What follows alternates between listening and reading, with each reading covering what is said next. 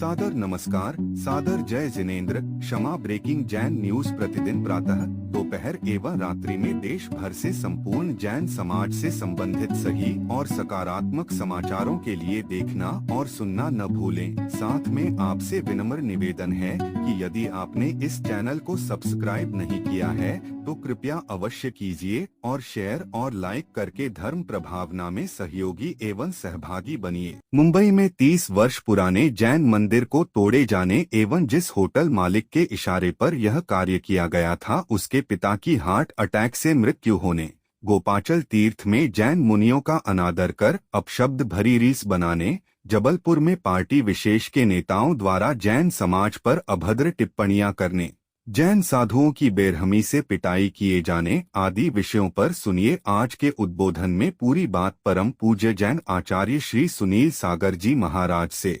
जिन धर्म से है प्यार तो हर पल ये कहना चाहिए, हम रहें या ना रहें, जिन धर्म रहना चाहिए। जिन धर्म के बदले कुछ नहीं चाहिए, ना नौकरी ना छोकरी, ना गाड़ी ना वाड़ी। इस जिन शासन से जीव मोक्ष पा जाता है, कल्याण हो जाता है। और इस जिन शासन का आज क्या हाल हो रहा है विचार करो। जरा से लोग प्रलोभ में छोरे छोरियां इधर उधर हो जाते हैं, लोग धर्म बदलने को तैयार हो जाते हैं, मंदिरों मूर्तियों का सौदा होने लग जाता है। और शासन प्रशासन का क्या रोल चल रहा है उसे आपके लिए एक उदाहरण काफी है। मुंबई का विले पार्ले का पार्श्वनाथ दिगंबर जैन मंदिर सैकड़ों लोगों की उपस्थिति में नकली दस्तावेजों के बल पर होटल वालों के दबाव में आकर के 30-35 साल पुराना मंदिर मिट्टी में मिला दिया गया। सारा समाज चुप है, शासन प्रशासन मस्त है, कोई बोलने वाला नहीं है। अगर किसी और का मंदिर होता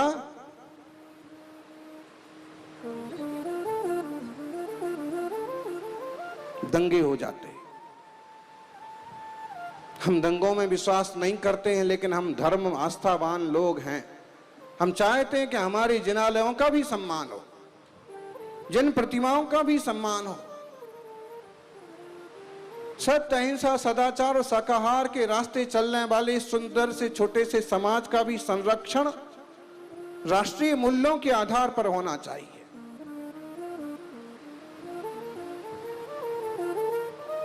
कहने को महाराष्ट्र सरकार में एक मंत्री जैन भी है, लेकिन किस तरह के जैन हैं वो उन्हें भी पता है और आपको भी पता होगा। उनकी भी कोई आवाज नहीं आई। बड़े बड़े नेता भी हैं, कब आएगी उनकी आवाज? वहां गोपाचल बड़ी बड़ी मूर्तियों के ऊपर नालों का पानी गिर रहा है। ओछी बुद्धि के लोग, दुष्चरित्र महिलाएं भगवान की गोदी में जाके बैठ जाती हैं। 35-35 फुट की मूर्तियां हैं, उनकी पद्मासन गोदी इतनी बड़ी है कि एक आदमी सो जाए आराम से। और फिर उसके बाद जैन धर्म पर और तीर्थंकर प्रतिमाओं पर टिप्पणी करना, बेहुदा बातें करना, कितनी निर्लज्जता की बात है। ग्वालियर का इतना बड़ा समाज भी चुप। नेताजी तो पार्टी बदल करके मस्त।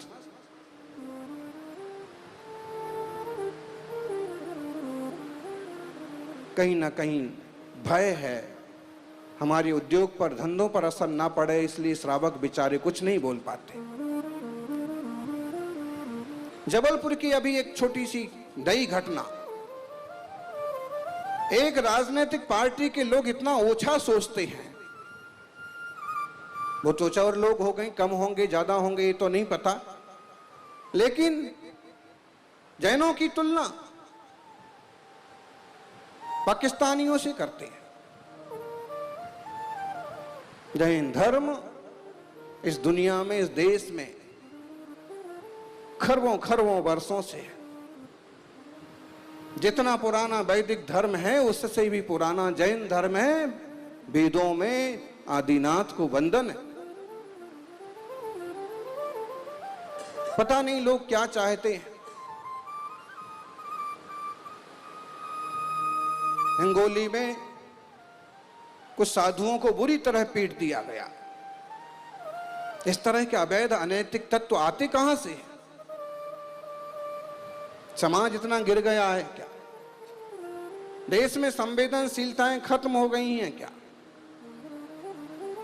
किसी नेता का मुंह क्यों नहीं खुलता है कि गलत हुआ विले पार्ले जैन मंदिर के साथ, कि गलत हुआ उन साधुओं के साथ, कि गलत हुआ गोपाचल की मूर्तियों के साथ। आज इस देश में 10 से 12 ऐसे मंदिर हैं जो जैन प्रतिमाओं, दिगंबर जैन तीर्थंकरों की प्रतिमाओं से सुशोभित हैं, लेकिन कपड़े डाल दिए, रंग पोत दिए और दूसरों के द्वारा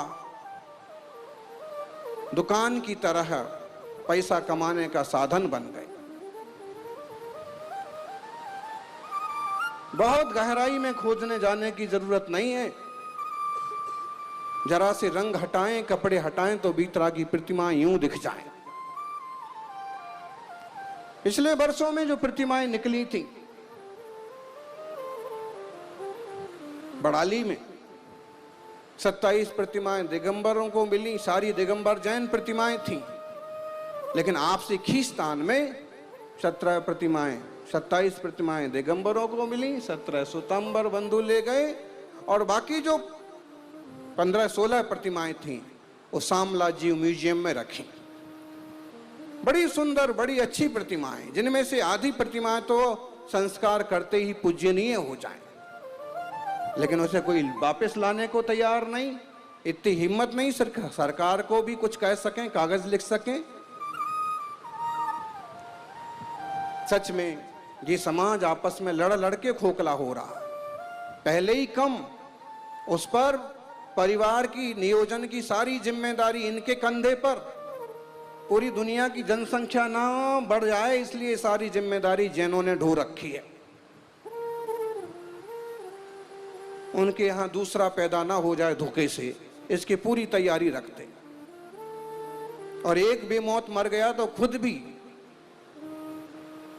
जिंदगी भर के क्लेश में डूब के मरते। श्रावको, समझदार बनो, गंभीर बनो। जिनालयों की, जिन प्रतिमाओं की, देवशास्त्र गुरु की सेवा सुरक्षा करना सीखो। परिवार को संस्कार देकर के आगे बढ़ाना सीखो। तीर्थंकर भगवान का जन्म कल्याणक महोत्सव हम मना रहे। उस जीवात्मा ने भाव भाव में सारे विश्व के कल्याण की कामना की थी। आदिनाथ स्वामी ने पिछले 10 भावों में बड़ा उपक्रम किया था। उसके बल पर वो पहले तीर्थंकर ऋषभदेव बने। वही ऋषभदेव जिनके बेटे भरत के नाम से इस देश को भारत कहते हैं, जिनके बेटे बाहुबली के नाम से श्रवण बेलगोल में बड़ी प्रतिमा खड़ी है, जिनकी पुत्री के नाम से ब्राह्मी लिपि चलती है, जिनकी दूसरी बेटी सुंदरी ने गणित का आविष्कार किया, जिनके पुत्र विश्वकर्मा भी थे और प्रजापति भी थे। वास्तु शिल्प के मामले में जिन्होंने अच्छे अच्छे रास्ते दिखाए, असी मसी कृषि, शिल्प, कला, विद्या और वाणिज्य दे करके इस देश को, इस दुनिया को जीने का रास्ता दिखाया।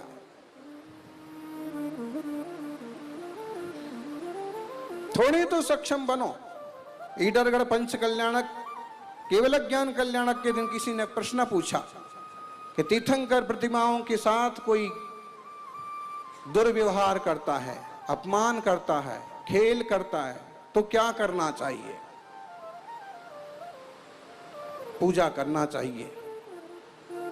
ऐसे आदमी की, ऐसी औरत की पूजा करना चाहिए। कैसे पूजा करना चाहिए?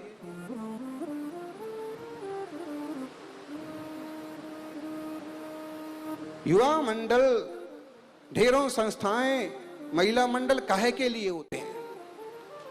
केवल फोटो के लिए? केवल एक पिकनिक पार्टी के लिए? कभी ऐसे मौके आते हैं तो थोड़ा मुकाबला करना सीखो, धर्म आयतनों की रक्षा करना सीखो। मालूम करो किसने ऐसा किया, और उसके घर जाके उसके घर से घसीट करके उसकी खबर लो। बोले गोपाचल के लिए तो उस औरत ने क्षमा मांग ली। क्षमा मांगने में ही हम लोग खुश हो जाते हैं।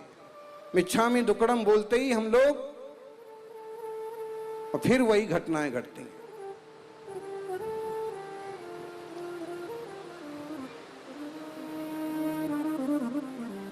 वो छोटी सी कहानी दिल्ली में भी हमने सुनाई थी। साधु ने कहा,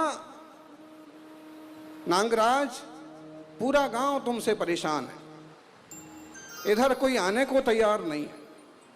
सब लोग कहते हैं कि भयंकर जहरीला नांग है, जिस पर नजर पड़ जाती है वो आदमी बेहोश हो जाता है।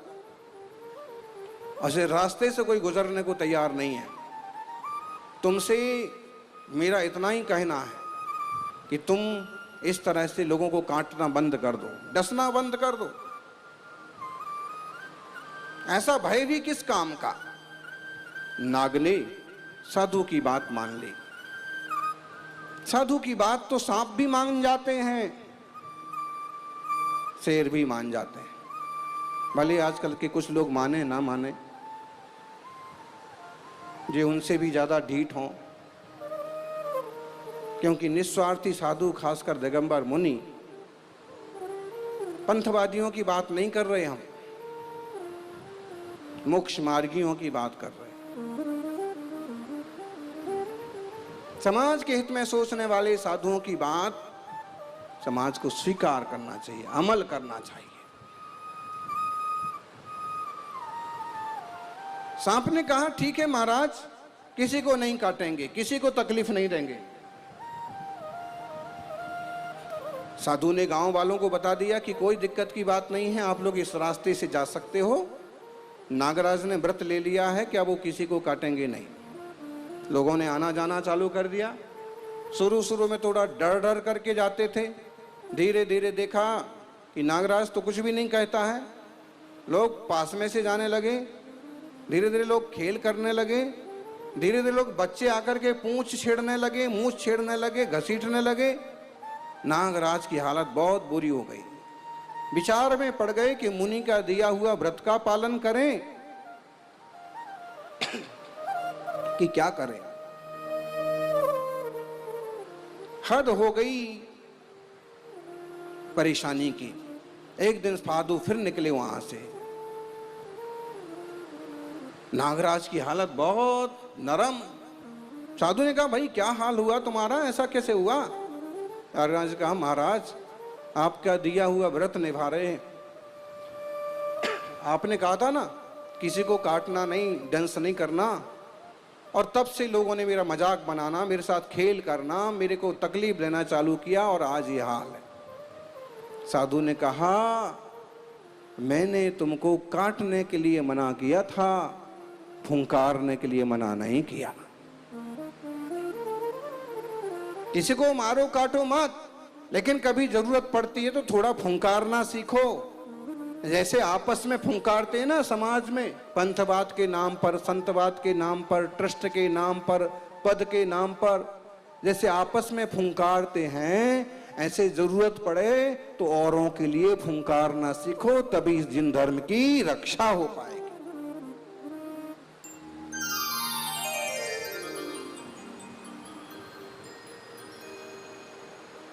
गंभीर मामला है। कल परसों ही आप लोगों को होश है कि नहीं है, बिले पार्ले का मंदिर कब तोड़ा गया? अभी बेहोशी में ही है। ये हाल है व्हाट्सएप पर खेलने वालों का, ये हाल है, इनको अभी तक पता नहीं है।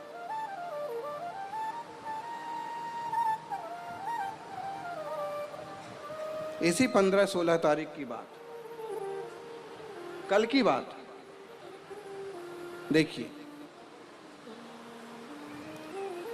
16 को नोटिस दिया, 17 को इतने आसानी से काम हो गया।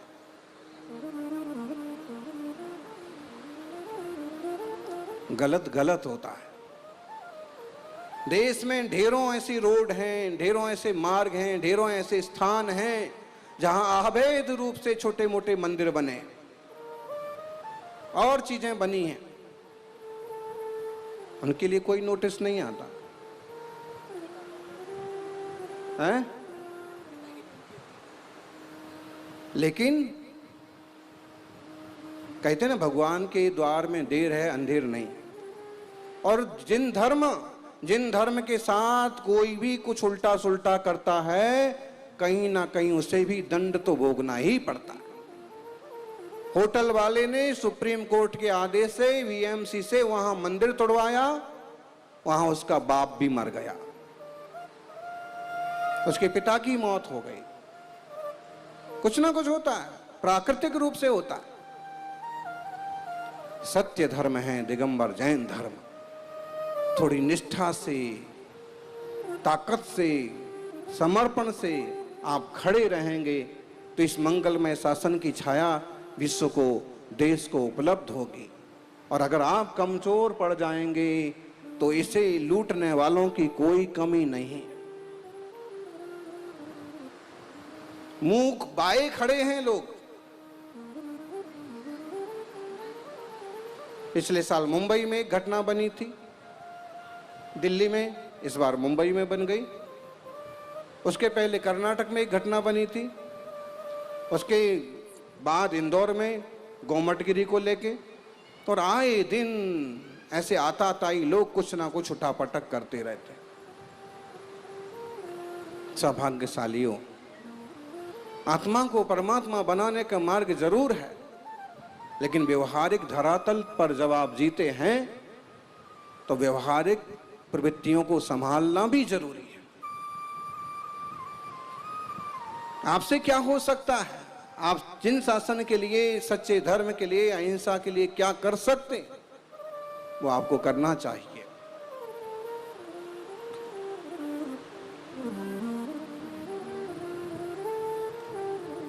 प्रार्थना कर रहे हैं लोग, नमोकार के जाप कर रहे हैं, अनशन पर बैठे हैं, अच्छी बात। इसके अलावा भी रास्ते हैं।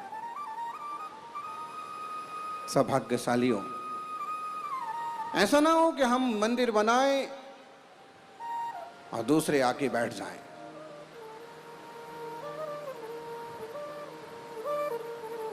संरक्षण भी होना चाहिए। छोटे बच्चे के हाथ में पूड़ी का, जलेबी का टुकड़ा हो तो कौआ भी झपट के ले जाता है। लगभग वही हाल इस काल में जैनों का हो रहा।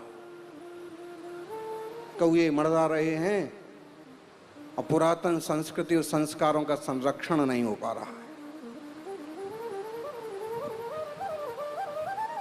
कौओं की कमी नहीं है। दुनिया में अच्छे लोग भी हैं तो बुरों की भी कोई कमी नहीं है। गिरनार जी, शिखर जी, मंदारगिरी, ढेरों नाम है।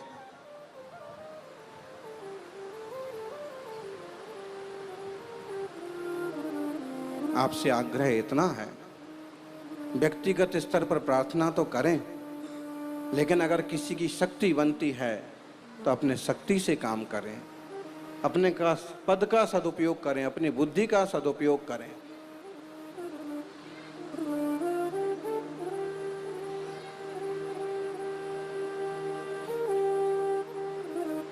अपनी ताकत का सदुपयोग करें।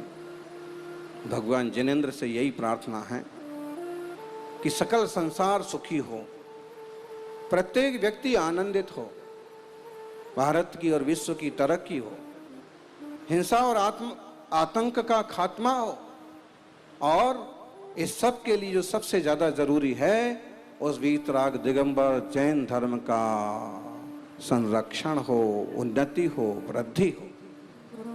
ये संस्कार कहां से कहां पहुंचते हैं, इतनी बारीक, इतनी सहज चर्चा करने वाला दुनिया में और कौन है। प्रत्येक जीवात्मा को परमात्मा कहने की हिम्मत कौन रखता है।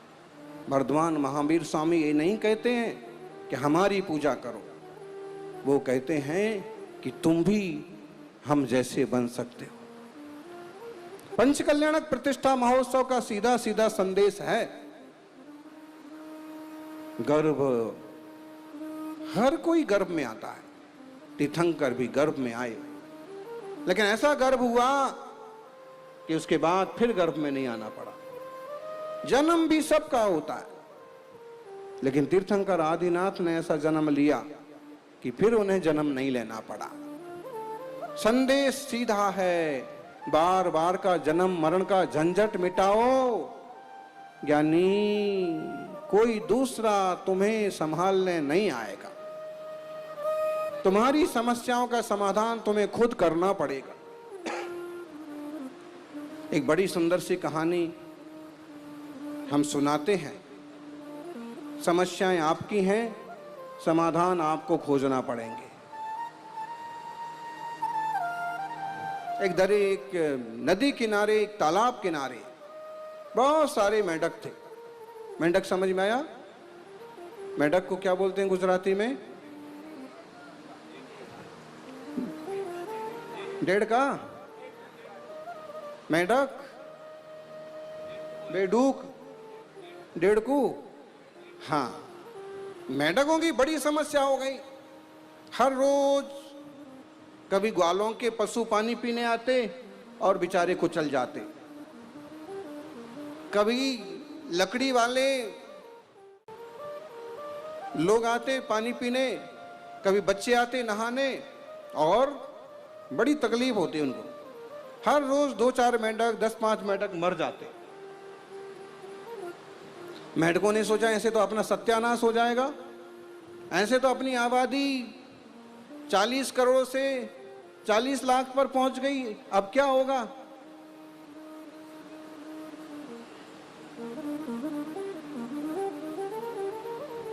ऐसे तो अपन खत्म हो जाएंगे। उन्होंने कहा, मेंढकों ने मीटिंग बुलाई। सारे मेंढक इकट्ठे हुए। जैसे अपने समाज में बिना मीटिंग के कोई काम नहीं होता है, उसी का अनुसरण करते हुए, चाहे सिर पर बम फूट रहा हो, लेकिन पहले मीटिंग करो। ये नहीं कि पहले इसका इलाज करो। इतनी समझ तो होना चाहिए कि पहले क्या जरूरी है। पहले मीटिंग जरूरी है कि इलाज जरूरी है?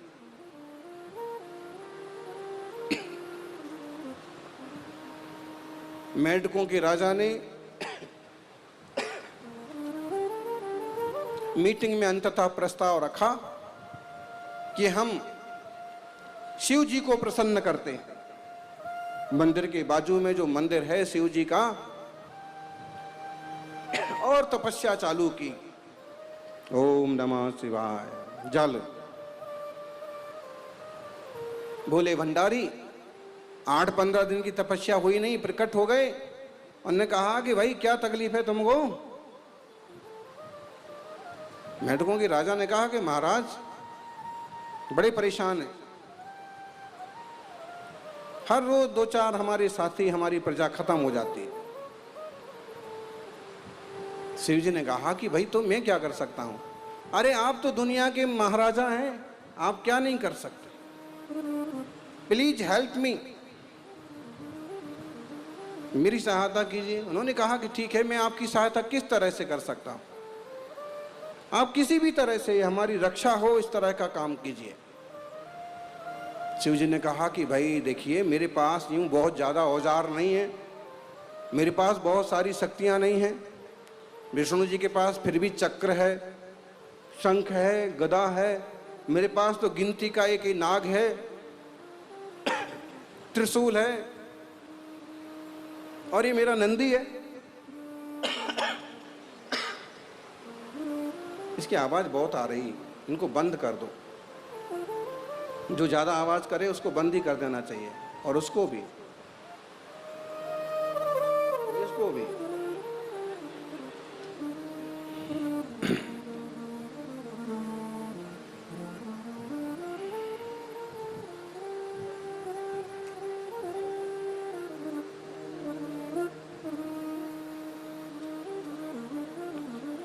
मेंढकों के राजा ने कहा कि महाराज कुछ भी करो, कृपा करो। तो उन्होंने कहा कि भाई त्रिशूल तो तुम्हारे कोई काम का है नहीं, ये क्या करेगा? ऐसा करता हूं, ये जो नाग है ना, इसे छोड़ देता हूं तुम्हारे साथ। इसके डर के मारे कोई तुम्हारे पास नहीं आएगा और तुम्हारी रक्षा हो जाएगी। उन्होंने कहा कि भाई ठीक है। नागराज को छोड़ दिया। नागराज भी कब तक रक्षा करता? वो भी दिन भर इधर उधर घूमता, उसके डर से कोई नहीं आता। मेंढकों की रक्षा हो जाती, लेकिन शाम होते होते उसे भी भूख लगती और आगे पीछे एक दो पकड़ के वो संपट स्वाहा कर देता। मेंढकों के राजा ने फिर देखा कि जनसंख्या तो फिर कम हो गई, हर रोज 2-4 कम हो जाते हैं। उसने नजर की, गुप्तचर मेंढकों से मालूम किया, तो जो गुप्तचर जासूस करने वाले मेंढक थे, उन्होंने बताया कि महाराज ऐसा ऐसा हो रहा है। मेंढकों के राजा ने कहा कि ये भी नुकसान का काम हो रहा है। फिर तपस्या में बैठे शिव जी फिर प्रकट हुए, भाई कि अब क्या तकलीफ है? बोले महाराज, आपने नागराज को छोड़ा था रक्षा के लिए, लेकिन शाम होते होते खुद ही 2-4 समस्या तो जस की तस, परेशानी वैसी की वैसी है, कुछ करो। उन्होंने कहा देखो भाई, ये नंदी है, ये अच्छा है, शाकाहारी प्राणी है, तुम्हारी रक्षा के लिए इसको छोड़ देते हैं। इसका भारी भरकम शरीर देख के शायद बच्चे नहीं आएंगे, दूसरे जानवर नहीं आएंगे, तुम्हारी रक्षा हो जाएगी। मैं कहा कि बहुत बड़ी कृपा होगी। नंदी तो नंदी, वो भी अपने जब इधर उधर चलें, इधर से उधर जाएं, पानी पीने जाएं,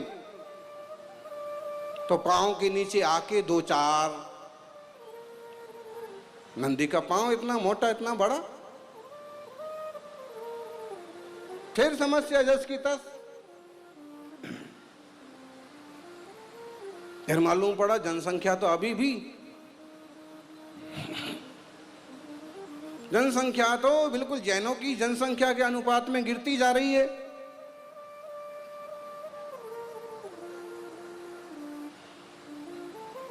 जैसे ये लोग घट रहे हैं वैसे ही फिर चिंता हुई।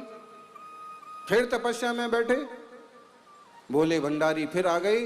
अरे भाई आप क्या बात है? बोले महाराज, ये इलाज जो आपने किया ये भी हमारे लिए नुकसानदायक साबित हुआ। नंदी महाराज जब इधर से उधर जाते हैं, पानी पीने जाते हैं, तो 2-4 एक्सीडेंट में मारे जाते हैं, कुचल जाते हैं। शिव जी ने कहा कि इसके अलावा हमारे पास कोई इलाज नहीं है, समस्या तुम्हारी है, तुम विचार करो, तुम किस टाइप के लोग हो, तुम्हारी कैसी जाति है, तुम्हारा कैसा आचार विचार व्यवहार है, तुम अपने लेवल पर समस्या का समाधान करो। जरूरी नहीं है कि हर समस्या का समाधान मोदी करें, योगी करें।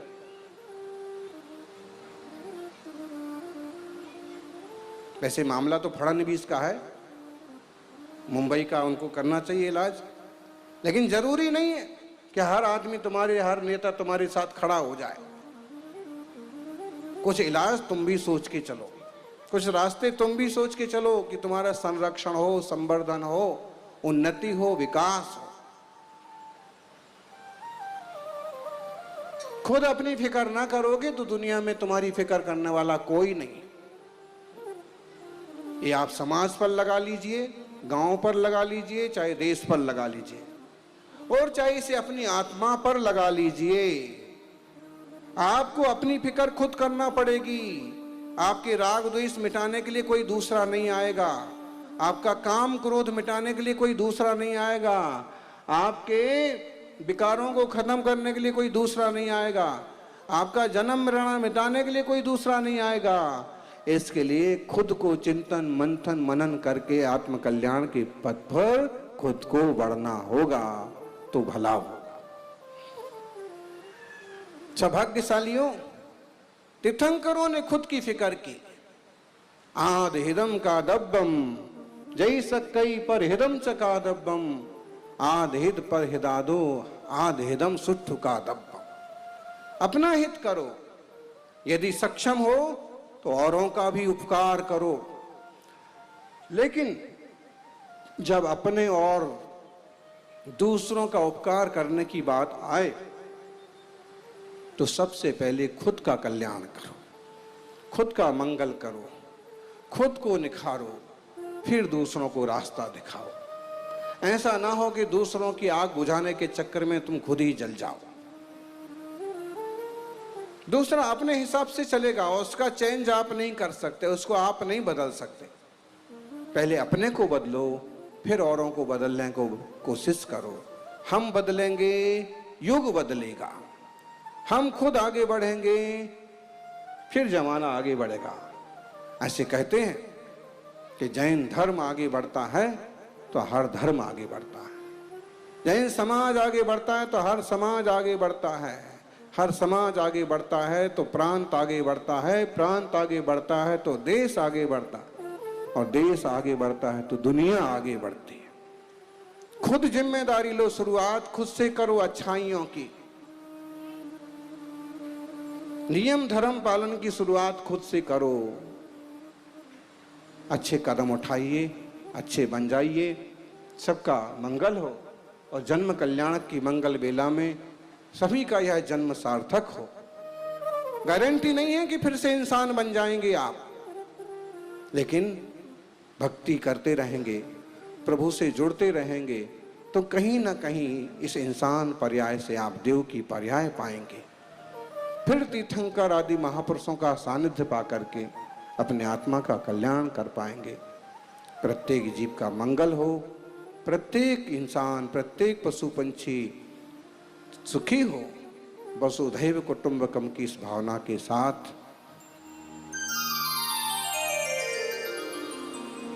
जय बोलिए अहिंसामयी सनातन विश्व धर्म की। Kshama breaking Jain news YouTube channel पर विज्ञापन देकर धर्म प्रभावना में बने सहभागी। विज्ञापन देने हेतु संपर्क कीजिए मोबाइल नंबर 9026900740 एवं समाचार एवं वीडियो भेजने हेतु WhatsApp number 9335236222। Kshama breaking Jain news YouTube channel देखने के लिए आपको बहुत बहुत धन्यवाद। सादर प्रणाम, सादर जय जिनेंद्र।